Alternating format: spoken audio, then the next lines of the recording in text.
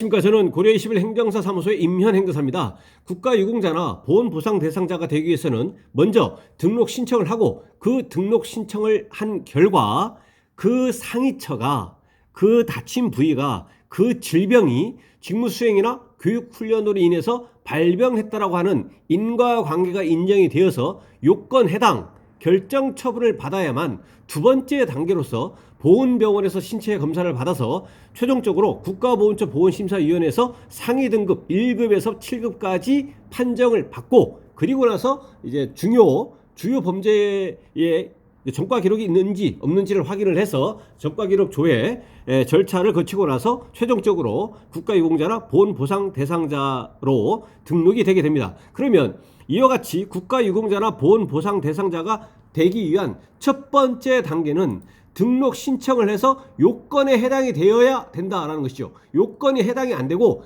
비해당 결정 처분을 받게 되면 그에 대해서 불복해서 행정심판이나 행정소송을 제기해서 그 구체적인 결과에 따라서 구제를 받을 수가 있습니다. 여기서 행정심판을 반드시 먼저 거쳐야 할 필요는 없습니다.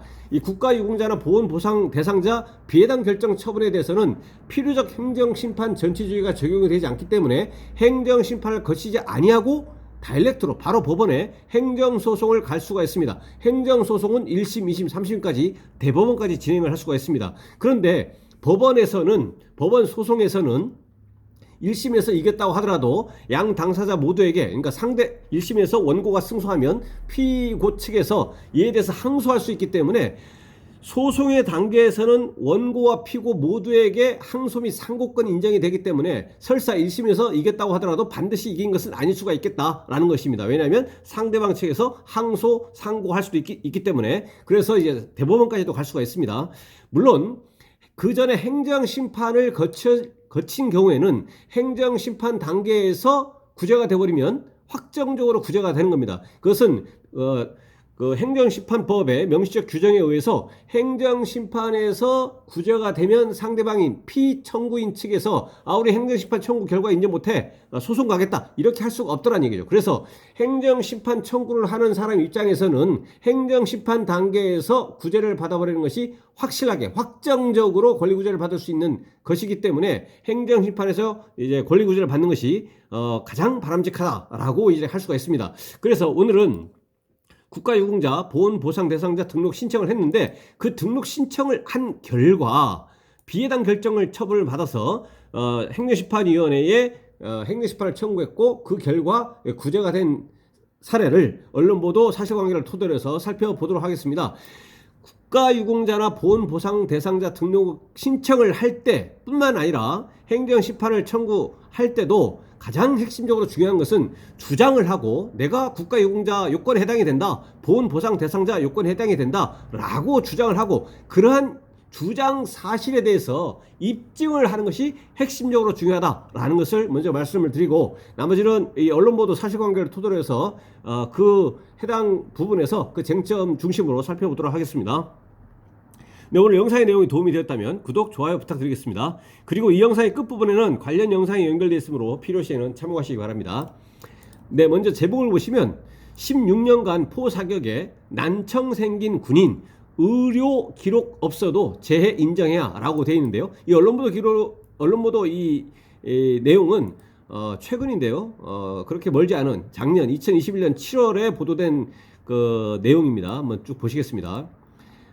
발병 당시 의료 기록이라고 하는 것은 객관적 입증 자료라고 볼 수가 있습니다. 근데 발병 당시에 그러한 상위처가 발병이 되게 되면 군의관 또는 이제 의사의 그 문진이라든가 그 상위 발생 경위라든가 이런 것들이 의료 기록지에 전부 다 기재가 되어 있기 때문에 아주 중요한 객관적인 그 입증 자료가 이제 될 수가 있습니다. 그런데 이와 같은 발병 당시에 의료 기록이 없다고 하더라도 발병과 직무 수행 간 상당한 연관성이 있는 경우라면 보훈 혜택을 부여해야 한다는 행정심판 결과가 나왔다라고 되어 있는데요. 여기서 보시면 발병과 직무 수행 간 상당한 연관성이 있는 경우라면 인정이 되어진다면 이라는 것이죠. 인정이 되지 않으면 안 되는 것이고, 그래서 이 발병하고 직무수행 이 사이에 인과관계, 원인과 결과관계가 인정이 돼야 된다는 얘기죠. 이제 상당 인과관계설을 대법원에서도 이제 취하고 있는데, 그래서 상당한 인과관계가 인정이 되어야 된다라는 겁니다. 그래서 여기서는 이제 발병 당시에 의료 기록이 없다는 전제를 깔았는데, 발병 당시에 의료 기록이 없음에도 불구하고 인정된 그 이유가 뭘까? 이거를 중심으로 한번 살펴보겠다라는 겁니다.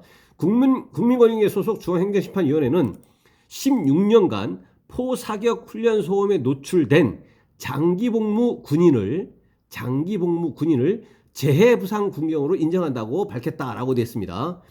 일단 여기서 재해부상 군경은 공상군경과 다른 공상군경과 좀 유사하지만 또 다른 개념이죠. 뭐냐면 결과적으로 재해부상 군경이라고 하는 건데, 이것은 이제 보훈보상 대상자라는 겁니다. 이 보훈보상 대상자 재해부상 군경은 군인경찰 소방공무원입니다. 군인경찰 소방공무원이 국가의 수안전보장 또는 국민의 생명 재산 보호와 직접적인 관련이 없는 직무수행이나 교육훈련 중에 사망하거나 상해를 입은 경우가 재해부상 군경, 이제 다치기만 한 경우 재해부상 군경이 되는 것이죠. 사망한 경우는 이제 재해사망 군경이 되는 것이고요. 그런데 이제 공상군경은 뭐냐? 공상군경은 국가의 수안전보장 또는 국민의 생명 재산 보호와 직접적인 관련이 있는입니다. 직무수행이나 교육훈련 중에 사망하거나 상해를 입은 경우, 물론 이제 사망한 경우는 이제 순직 군경이 되는 것이죠. 그래서 재해부상 군경과 공상 군경의 차이점은 국가의 수안전보장 또는 국민의 생명 재산 보호와 직접적인 관련이 있느냐 없느냐라는 겁니다. 직접적인 관련이 있는 직무수행 또는 교육훈련 중에 상해를 입었다면 공상군경, 직접적인 관련이 없는 직무수행이나 교육훈련 중에 상해를 입었다면 재해부상군경이 된다는 것이고, 여기서는 이제 결과적으로 공상군경은 아니고 재해부상군경에는 해당이 된다라는 것입니다. 네.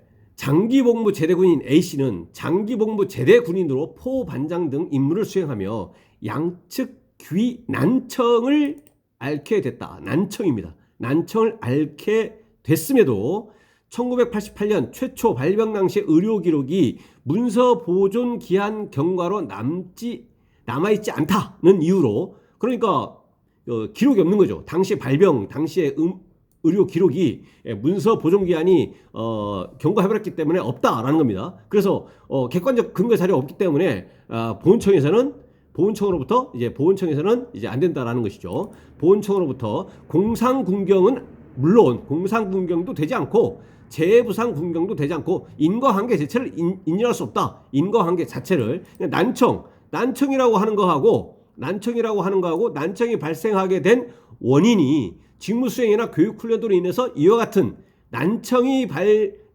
발생했다라고 인정할 수 있는 객관적 근거 자료가 존재하지 않기 때문에 국가유공자 또는 이제 보훈보상 대상자 등록 신청을 한 거에 대해서 요건 해당된다가 아니라 요건 비해당이다라고 결정을 한 겁니다. 요건 비해당이다라고 결정을 했다라는 겁니다. 공상군경은 물론 재해부상군경으로도 인정할 수 없다는 답변. 여기서는 이제 결과 통지문이죠. 비당 결정 처분을 받았다라는 얘기입니다. 두 차례에 걸쳐 받았다. 이에 A씨는 권익위에 행정심판을 청구했다라는 겁니다. 그러면 이제 중앙행정심판위원회 이렇게 나오는데요. 그럼 중앙행정심판위원회는 어떠한 근거로 인정을 했느냐 살펴보겠습니다. 중앙행정심판위원회는 A씨가 33년 3개월간의 군생활 중 약 16년 5개월에 걸쳐 포병대대에서 포사격 훈련 소음과 진동에 지속적으로 노출된 환경에서 근무했던 사실, 33년 3개월이라고 하는 군생활 이 장기간 동안에 약 16년 5개월이라고 하는, 그 중에서 또 16년 5개월 장기간 동안에 포병대대 일선 부대에서 포사격 훈련 소음 진동에 지속적으로 노출된 환경이 일단은 인정이 된다라는 것이고, 그러한 환경 이외에는 청력에 무리가 갈 만한 다른 환경에 노출된 정황이 확인되지 않는다. 그것 이외에는 이 청력에 이 난청을 유발할 만한 다른 요인이 없다라는 것입니다. 중앙행정심판위원회 판단한 것이. 그리고 33세 비교적 젊은 나이에 보청기를 이제 착용을 한 것이 그 이유가 이와 같은 환경, 소음과 진동에 노출되어진 이 환경 때문에 보청기를 착용한 것이 아니냐.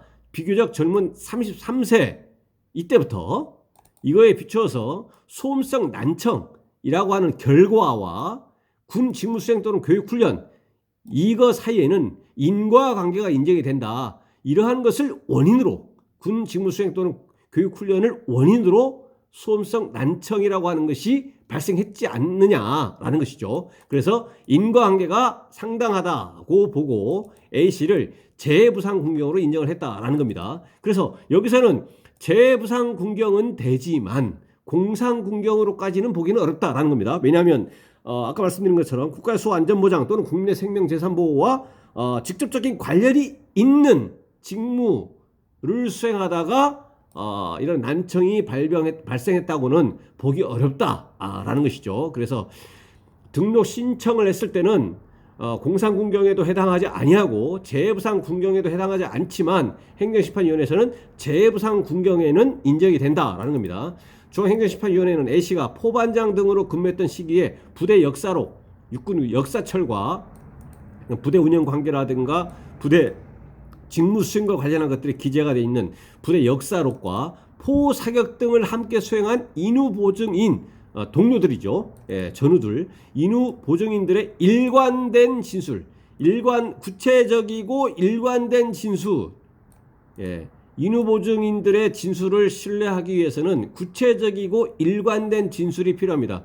이러한 것을 근거로 해서 A씨가 이런 포병부대 포반장으로 이렇게 근무를 하면서 16년 5개월 동안 포병대에서 이제 그 포사격 훈련 소음 진동에 노출이 됐고 그것 이외에 이런 난청을 유발할 그런 다른 요인이 있을 수가 없다.